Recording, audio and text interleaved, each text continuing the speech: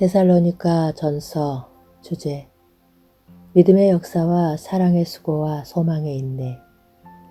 데살로니가는 마게도냐 주의 수도인데 바울의 2차 선교여행 때에 세워진 교회입니다.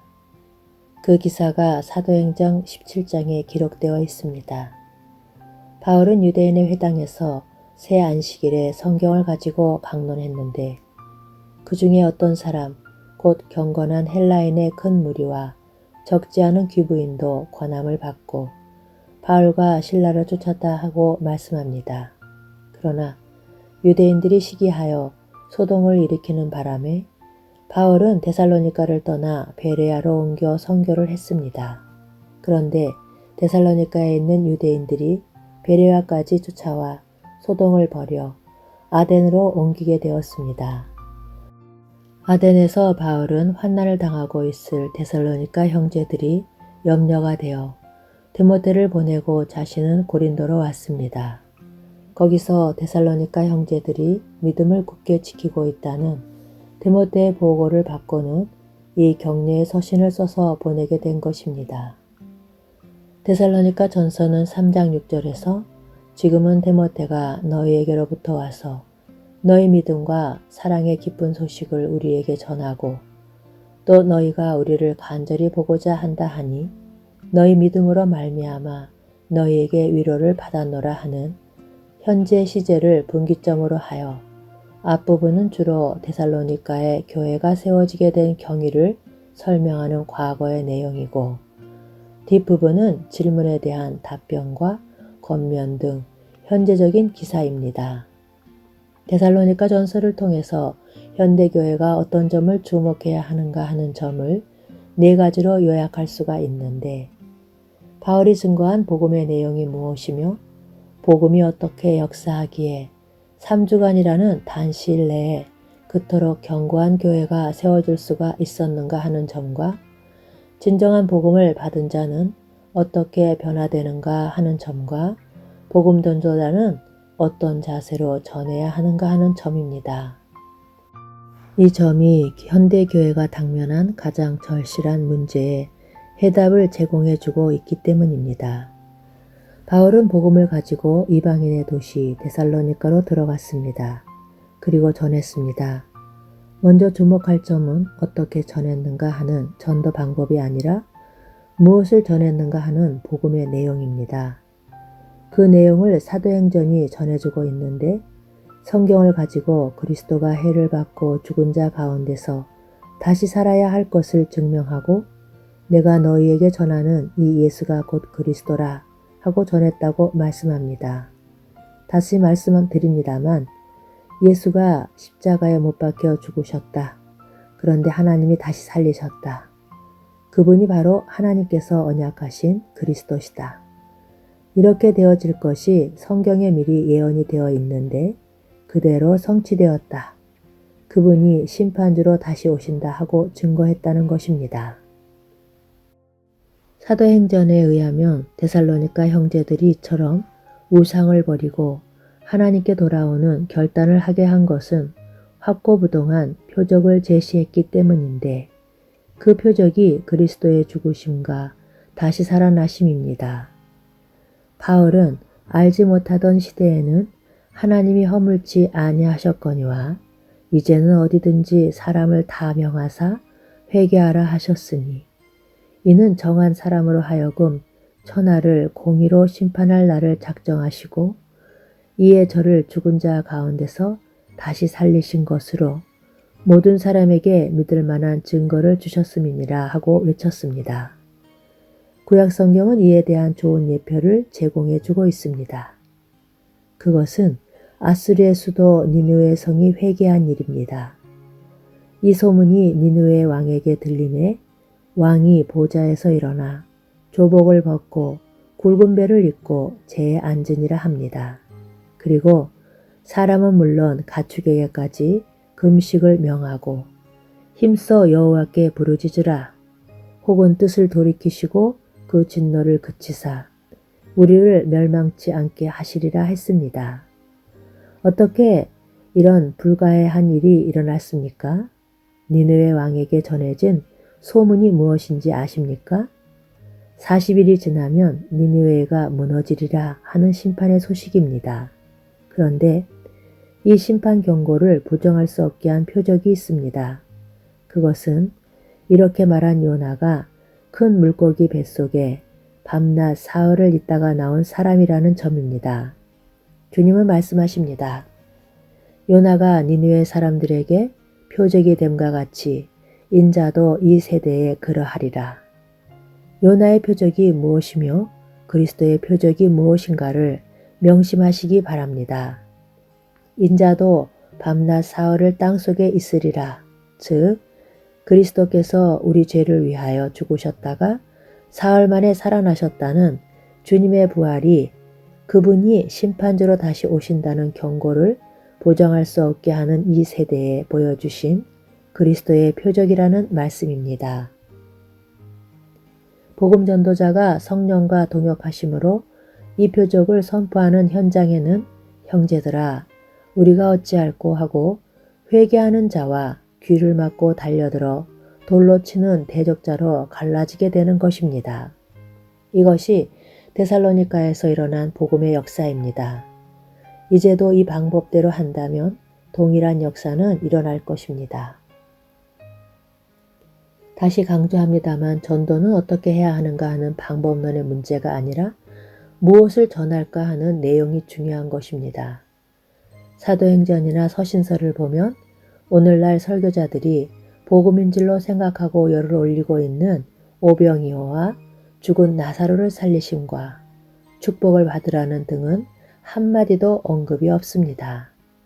복음의 핵심은 예수께서 우리를 위하여 죽으사 우리가 예수에 죽었다가 다시 사심을 믿을진대 또 죽은 자들 가운데서 다시 살리신 그의 아들이 하늘로부터 강림하신다 하고 죽으심과 다시 사심에 있는 것입니다.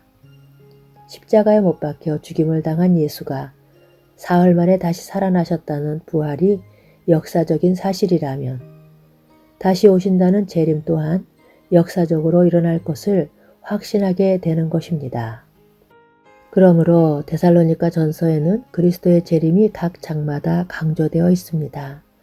이는 죽으심과 다시 사심이 전제된 필연적인 결과입니다. 1장 끝에는 또 죽은 자들 가운데서 다시 살리신 그의 아들이 하늘로부터 강림하심을 기다린다고 말하니 이는 장래 노하심에서 우리를 건지시는 예수신이라 합니다. 2장 끝에서는 우리의 소망이나 기쁨이나 자랑의 면류관이 무엇이냐 그의 강림하실 때에 우리 주 예수 앞에 너희가 아니냐 합니다.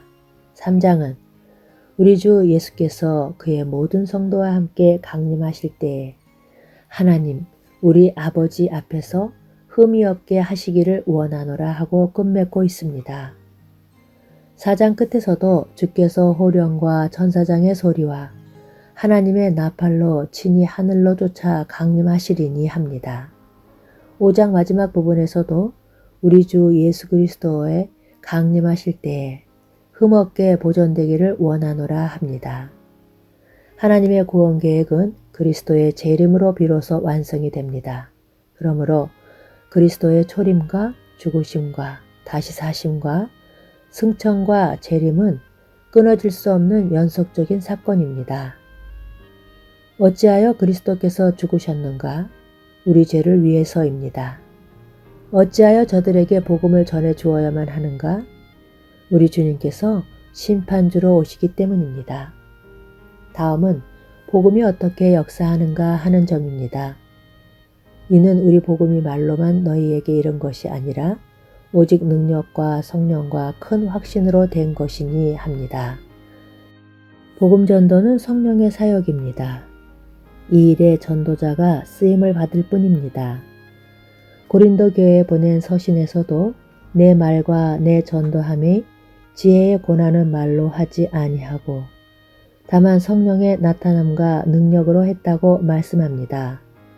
십자가상에서 다 이루었다 선언하신 그리스도는 승천하시고 성령께서 강림하심은 그리스도께서 죽으시고 다시 사심을 통하여 이루어 놓으신 것을 증거하기 위한 임무 교대였던 것입니다.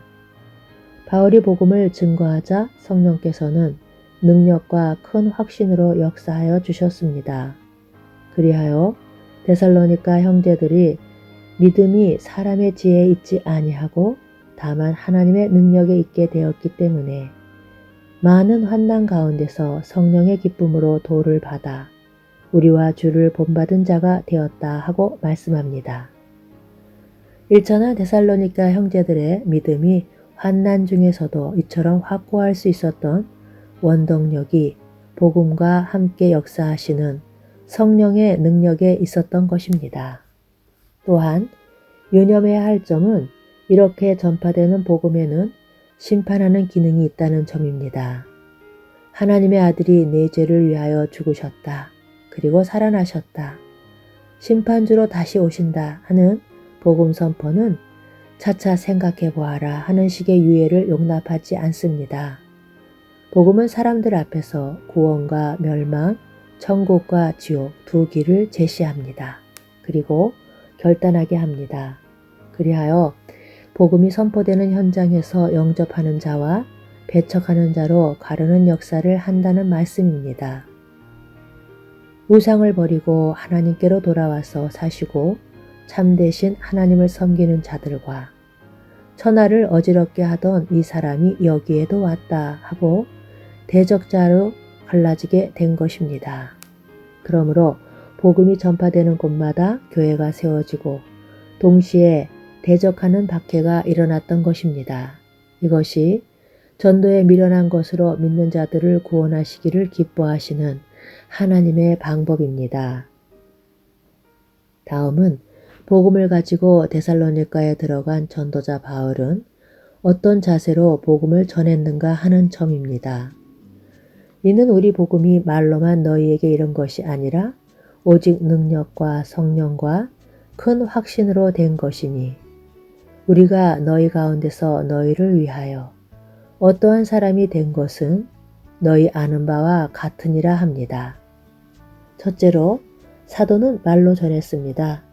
그런데 말로만이 아니라 능력과 성령과 큰 확신으로 된 것이라고 말씀합니다. 그 다음에 전도자의 자세가 나오는데 우리가 너희 가운데서 너희를 위하여 어떠한 사람이 된 것은 너희 아는 바와 같으니라 합니다. 즉 데살로니가 사람들이 전도자들의 일거일동을 주시하는 가운데 조금 더 허점을 보이지 않았다는 말씀입니다. 그러면 어떠한 사람이 되었습니까? 오직 하나님의 옳게 여기심을 입었다고 말씀합니다. 사람을 기쁘게 하려 함이 아니요 오직 우리 마음을 감찰하시는 하나님을 기쁘시게 하려 함이라 합니다. 아첨의 말이나 탐심의 탈을 쓰지 아니하였다 하고 말씀합니다. 하나님의 복음으로만 아니라 우리 목숨까지 너희에게 주기를 즐겨함은 하는데 우리가 너희 믿는 자들을 향하여 어떻게 거룩하고 옳고 흠이 없이 행한 것에 대하여 너희가 증인이요 하나님도 그러하시도다 합니다. 이것이 전도자의 자세입니다. 현대교회 전도자의 자세도 이와 같아야만 합니다. 참으로 복음을 받은 자, 즉 믿음의 근거가 사람의 지혜에 있지 아니하고 하나님의 능력에 있는 자에게는 어떤 변화가 일어나는가 하면 바울은 이 점을 믿음의 역사와 사랑의 수고와 소망의 인내로 요약을 합니다. 어떤 사람이 그리스도인인가? 믿음과 사랑과 소망을 간직하고 있는 사람. 이것이 그리스도인의 표지라는 것입니다. 너희가 어떻게 우상을 버리고 하나님께로 돌아와서 이것이 믿음의 역사입니다. 사시고 참되신 하나님을 섬기며 이는 사랑의 수고이고요. 또 죽은 자들 가운데서 다시 살리신 그의 아들이 하늘로부터 강림하심을 기다린다고 말하니 이것이 소망의 인내입니다. 이 믿음과 사랑과 소망이 그가 하나님의 사랑하심을 받고 택하심을 입은 증거라고 말씀합니다. 신앙이란 어려운 것도 복잡한 것도 아닙니다. 믿음과 사랑과 소망 이 세 가지 요소만 구비하여 온전하면 되는 것입니다. 지금은 데모데가 너희에게로부터 와서 너희 믿음과 사랑의 기쁜 소식을 우리에게 전해 주었다고 말씀합니다. 믿음은 하나님과 바른 관계를 이루어주고 사랑은 성도들을 하나로 묶어주는 띠입니다. 바울은 서신을 마치기 전에 믿음과 사랑의 흉배를 붙이고 구원의 소망의 투구를 쓰자 하고 다시 한번 무장할 것을 강조합니다. 그리하여 데살로니가 교회는 복음을 받은 것만이 아니라 주의 말씀, 곧 복음과 믿음을 전파하는 소문난 교회였습니다. 복음은 교회를 세우고 복음은 교회를 통하여 확장되어 나가는 것입니다. 어느 시대를 물러나고 교회가 활력이 넘치고 그 시대의 소금과 빛의 역할을 감당할 수 있었던 것은 십자가의 은혜, 믿음과 부활의 승리, 사랑과 재림의 소망을 튼튼히 붙잡고 있었던 교회입니다. 그들은 땅을 내려다보고 있었던 것이 아니라 위를 바라보고 있었기 때문입니다. 너희를 부르신 이는 미쁘시니 그가 또한 이루시리라. 이루실 것을 확신하고 있었습니다. 그렇다면 어떻게 전도해야 하는가에 대한 해답은 분명해졌습니다. 복음은 변함이 없고 예수 그리스도는 어제나 오늘이나 영원토록 동일하시고 성령께서 영원토록 우리와 함께 하신다면 오늘의 전도 현장에도 이러한 역사가 일어날 것이 분명합니다. 문제는 전도의 내용과 복음 전도자의 자세에 문제가 있는 것은 아니겠습니까? 또한 먼저 믿는 자들의 삶의 본이 되지 못하는 데 있는 것은 아닙니까? 이제 생각해 보아야만 하겠습니다. 오늘의 증거에는 복음의 핵심인 그리스도의 죽으심과 다시 사심이 중심에 와 있는지, 오늘의 전도자의 자세는 하나님 보시기에 옳게 여기심을 받고 있는지, 현대교회 성도들은 그리스도인됨의 표지인 믿음과 사랑과 소망을 간직하고 있는지,